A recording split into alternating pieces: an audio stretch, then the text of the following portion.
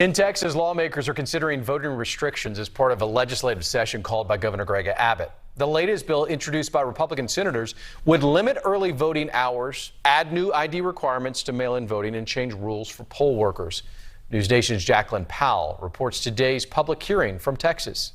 Is there any evidence that the Secretary of State has that drive-through voting increases the likelihood of voter fraud? I don't think we have any evidence of actual fraud.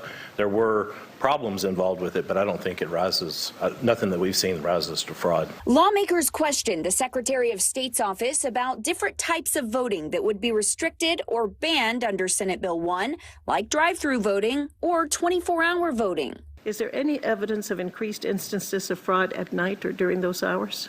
This last election was the first election that I'm aware of where we had any 24-hour voting, and I'm not aware of any fraud that occurred in that election at night at those places. But the Attorney General's office says it is getting reports of voter fraud, with 386 claims currently under active investigation and 44 working their way through court.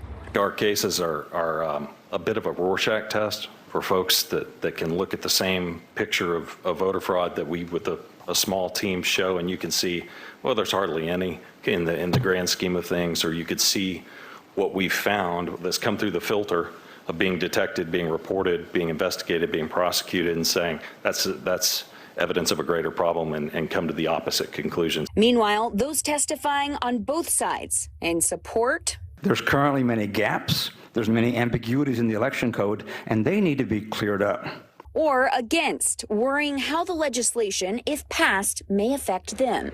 I have quadriplegic cerebral palsy. My signature is inconsistent and could be disputed as not my own. The bill says I would need to appear in order to validate my mail-in ballot. If someone has to vote by mail because they are homebound, how could they go in? The way this reads is voter suppression, because it does not accommodate for my disability.